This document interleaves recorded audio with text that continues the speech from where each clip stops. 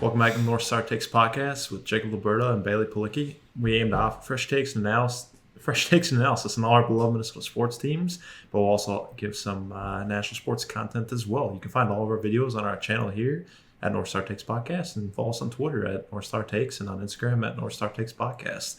Today we're going to be talking about the Minnesota Timberwolves and some Ben Simmons trade rumors. Bailey, what are you thinking? I know we're not big Ben Simmons guys here, but you got any new perspective? Well, yeah, initially I was like, no matter what, just do not trade for Ben Simmons. This guy can't shoot. He's anti what you want in today's NBA. Mm-hmm. But the more I thought about it, I was thinking, if for some reason you could not have to give up D'Angelo Russell, you'll probably have to trade Rubio. You'll probably have to trade Beasley. And, it would suck to give up your best three-point shooter, Malik Beasley. Mm-hmm. But you'd be getting Ben Simmons, who would be your fourth best player, behind Ant, obviously, Cat, D'Lo. And then you'd have Ben Simmons, who is easily your best defender. He's a good rebounder. He's a great passer. He can lead the fast break. He can basically do everything except shoot a jump shot. So, and, that might be just fine for the Timberwolves. They need a guy that can just, do everything else pretty much. Play good defense, rebound the ball, pass the ball efficiently. And, if D'Angelo Russell isn't on the court, they have a guy that can kind of lead the offense or initiate the offense. So I think, the main issue would be if, making all the money work. You'd have D'Lo on a max deal, you'd have Ben Simmons on a max deal, you'd have Cat on a max deal. Anthony Edwards is going to need a max deal within a couple of years. And eventually just run out of money. Exactly. Yeah. So at that point, it'd be decision time. Do you keep D'Angelo Russell around? Do you keep Ben Simmons? Do you not want either of them? So it'd be interesting, but I think it's worth exploring for sure, especially if you don't have to give up D'Angelo Russell, because personally, I wouldn't want to give up D'Angelo Russell just because he is our true number one point guard, which we haven't had in a long time. Mm-hmm. I don't want it to be Ricky Rubio. No. There's a lot of Rubio fans. He's a decent player. I get it, but he's not a starting caliber player, especially at this point in his career. No.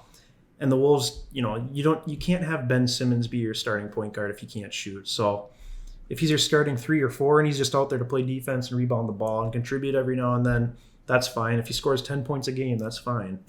But yeah, I wouldn't give up too much for him, but I would explore it if it's possible. How about you?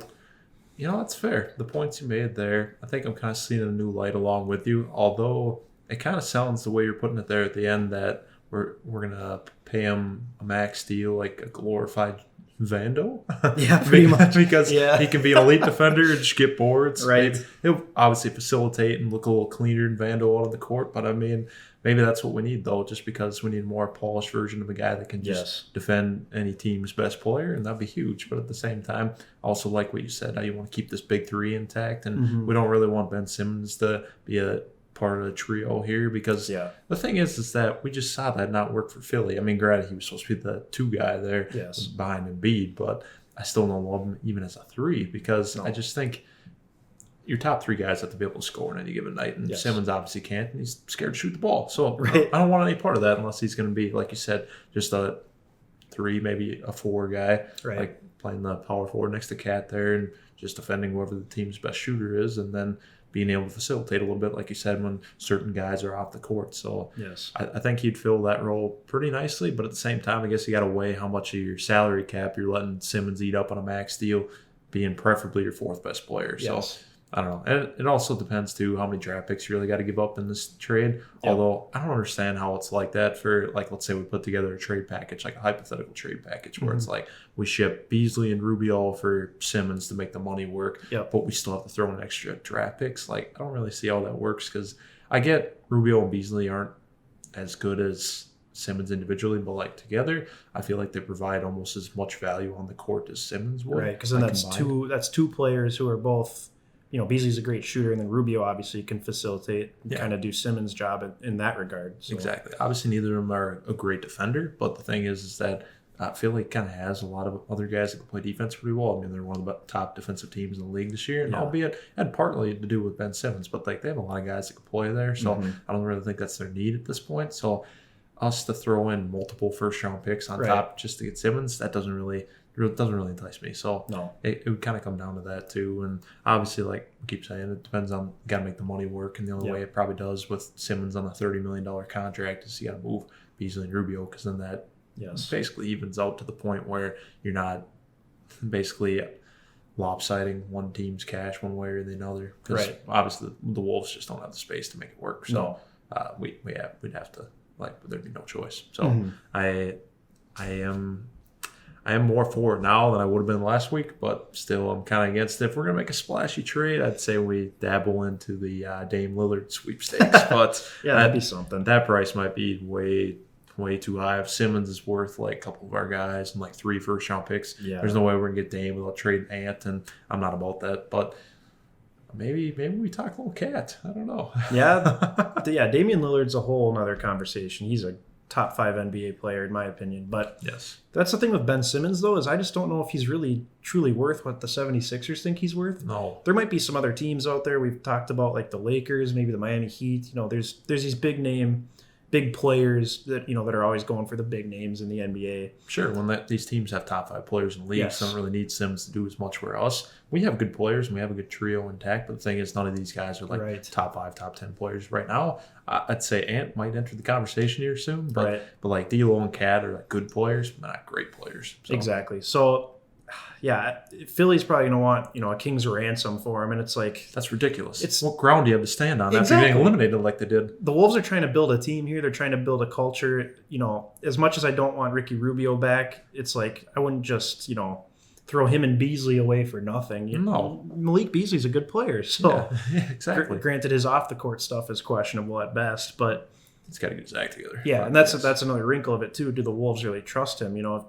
If you could just throw him in on a trade and get a good player back in return, and you didn't even really trust that guy to begin with, that could be good value too. So might be worth exploring. How many more years does Ben Simmons have left on his deal? Do you know? I think he just signed a recent contract. I think I was looking today, and he still has another 3-4 years on his deal. So you're really locked in. So by the time Ant is up for a contract, all 3 of our guys would still be on their max deal. Pretty sure. If we had Simmons. So at that point, then you'd have to explore moving. You'd have to get rid of one of them. But at that point, determine who the weak link is. Exactly. At that point, if things aren't working out, you're probably getting rid of at least one, if not 2 of them. Yeah. And maybe Cat's asking out for wanting a trade or whatever at that point. Which I don't want to go down that road, but it is the Timberwolves, and that would happen. So I know. Yeah, it's hard.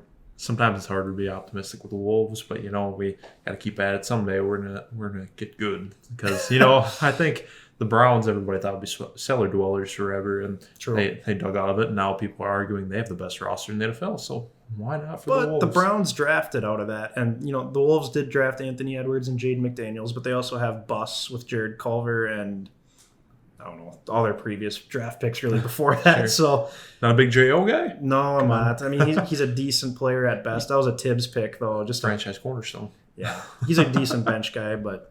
So it'll be interesting to see. I don't know. I don't think it's too realistic that they would trade for Simmons, but I know, Doogie reported the Timberwolves want him. It's just what are they willing to give up? So exactly, and that scares me that we want him, but I guess we shouldn't be too concerned until a deal actually happens, or maybe it's seriously in talks, where you start floating around potential trades that actually seem pretty concrete. So once we're talking about 2, 3, 4 first-round picks or something for Simmons, I'm out. And if we make that deal, then I'm going to be very hesitant about this team come next season. Probably will be very critical, but we'll cross the bridge when we get there. Because the future firsts don't really matter right now, and you can't trade first-round picks for consecutive seasons. But if this all blows up in the Wolves' face, they could easily be bad again in 3-4 years when they're trading their picks. So that could work out great for the Sixers. And honestly, I'd rather trade Rubio and Beasley than have to trade a Jaden McDaniels. He's an interesting player. He could be the 3 or 4. Eventually he'd probably come off the bench if we got Ben Simmons. But you could argue McDaniels has a higher ceiling than both of those. Exactly. Both those guys. So I would, he's young. He's 18, 19 years old, just like Ant. So I'd keep him around. And Rubio is what he is at this point. He's in his 30s. He's a backup point guard. Beasley's a great 3-point shooter, but Simmons is a great talent, and the future first-round picks is really what would make me worry, I think. Yeah, draft picks are always important. I know some people out there kind of devalue those. It's why have draft picks when you get proven players? But I don't know how much I would call Ben Simmons a proven player on a championship team. So look at Anthony Edwards. I mean, we weren't expecting much out of him. We all thought that draft class wasn't going to be that great, and all of a sudden he's looking like he's going to be a really good player for us. So sometimes you get lucky. Could possibly change the franchise. Exactly. But, yeah. Do you have anything else to add to this Ben Simmons conversation? I don't think Gerson Rosas is going to trade D'Lo to get him. I think he tried so hard to get D'Lo. He gave up a lot to get D'Lo. We had to give up the 7th overall pick, as we found out last week with the lottery. So. Yeah. And he kept saying there was a pathway. Exactly. So, yeah, that is true. So he loves D'Lo. But so I think he really wants to see the Cat D'Lo thing work for a longer period of time. They only played 20 some odd games this last season together, so I'd say they're probably going to give it one more year and see where it goes from there. But I kind of agree with them. I mean, don't trade your point guard who's best friends with your star player. So no, that could create some tension in the locker room, especially for Ben Simmons when you got guys like Stephen A. coming out and saying this guy doesn't work. Exactly. Then I don't really want that in my locker room. Yeah. I think we need more hardworking personalities if we're going to turn this team into some gritty vets. Yeah, exactly, and doing an actual contender in the Western Conference like it is. So I think. Simmons just scares me for now, but I'm opening my mind to it a little bit more now than I would have even probably 3-4 days ago. So yeah, I'm with you. It's a fluid situation. For sure. But that's going to do it for this edition of the North Star Takes podcast. Be sure to like this video and say what you think of these Ben Simmons trade rumors. Absolutely. And be sure to give us a follow on Twitter and Instagram as well, and we'll see you next time. Thanks for watching.